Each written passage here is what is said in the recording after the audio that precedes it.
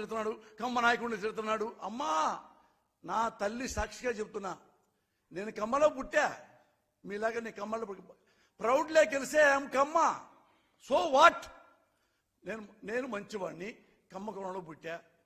కమ్మ కులంలో ఇంకోటితో స్నేహం చేయాలంటే ఆ కమ్మాడు కూడా మంచివాడై ఉండాలి. వాడు వెదరై ఉంటే ఫ్రెండ్షిప్ చేయొచ్చా? ఇప్పుడు నా కూతురు ఉంది, నా పెళ్లి చేయాలి. అరే మన కమ్మోడు ఎమ్మటే పెళ్లి చేసి ఎమ్మటే పంపించేస్తావు 3 మూడు శానిమూన్కి.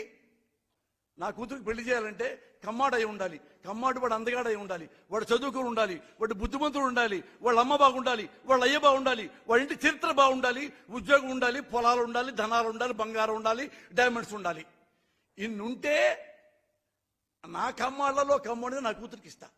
వాడు వెదవైతే, వాడు తాగుమోతైతే, వాడు తిరుగుమోతైతే, వాడు పుండాకూరు అయితే కమ్మడని చెప్పి పెళ్లి చేసుకుంటారా? నా అల్లుడు చేసుకుంటానా? చెప్పండి. నేను ఇదే అడుగుతున్నా మిమ్మల్ని ఎప్పటి నుంచో. ఏం కాదు కదా.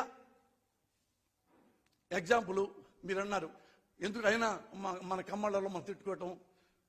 ఒక కమ్మవాడు అవినీతిపరుడు, ఒక కమ్మవాడు దొంగ. వాడిని క్వశ్చన్ చేయకూడదా?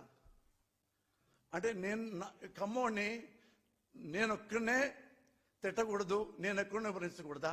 మరి ఒక కమ్మవాడు దొంగ అయితే రెండోవాడు విమర్శిస్తున్నాడుగా. విమర్శిస్తున్నాడు, చూపించమంటావా? ఇదిగో ఆంధ్రజ్యోతి చూడండి. ఇది ఇక్కడ ఎవరున్నాడు? ది గ్రేట్ దొంగ అలీబాబా 40 దొంగలు. చూడండి, 5,700 కోట్లు తిన్న మోసగాడు అని ఆంధ్రజ్యోతి మన కమ్మోడు రాధాకృష్ణ గ్రాండ్కి రాశాడు. ఇప్పుడు ఈ కిలాడి విజయవాడలో ఎమ్మెల్యేగా పోటీ చేస్తున్నాడు. అమ్మా, రాధాకృష్ణ కమ్మోడే, వాడిని ఎప్పుడు తింటారు? నన్ను ఎందుకు తిడుతున్నారు? నేను చంద్రబాబు దొంగ అంటున్నాను, నన్ను రాసుకెళ్ళంటాడా, బుద్ధి అంటారా, యదవ అంటున్నాడా నన్ను? నీకు నా ఇదొక కొత్త ఒక విషయం వచ్చింది. ఇతను ఎప్పుడు మన కమ్మాళ్ళని తిడుతున్నాడు కాబట్టి మన కమ్మాళ్ళలో వాళ్ళ అబ్బాయికి మన పిల్లలేయం అంటే నా కొడుకు పెళ్లి కాదు ఇక, అంతే కదా. మా ఇంటికి రావాల్సింది కమ్మ కులం కాదు, కోడలు. అది కమ్మ అవ్వచ్చు, కాపు అవ్వచ్చు, మాలవ్వచ్చు, మాదిగ అవ్వచ్చు, రెడ్డి అవ్వచ్చు, ఎనీ టైం ఎనీవేర్. వాళ్ళు మంచివాడే ఉండాలి, క్యారెక్టర్ ఉండాలి. కులం తీసేయండి, సరే కులం ఉందనుకోండి, మరి ఎందుకమ్మా మనవాడిని ఇది చేశాడు? ఓకే, రాధాకృష్ణ చేశాడు. ఇదిగో ఈనాడు పేపరు, రామోజీరావు మన గురువు కదా. ఎంత మన కమ్మాళ్ళలో దొంగలా కొడుకులుంటే అంత మనం ప్రేమిస్తాం అన్నమాట. రామోజీరావు అంత ప్రేమిస్తాం కదా. మరి రామోజీరావు మరి ఎందుకు రాశాడు? ఇదిగో సృజనాత్మక రుణం అంటే 5,700 కోట్లు, బ్యాంకు రుణాలు, మోసాలు, ఇంటర్నేషనల్ కిలాడి.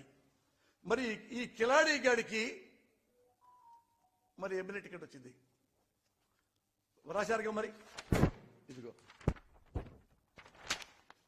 రామోజీరావు గారి ఇదిగో సృజనాకి ఈడీ అంటే ఎన్ని వేల కోట్లు వీడి తిన్నాడు, ఎంత మోసం చేశాడు, మన డబ్బులు ఎంత తినేశాడు.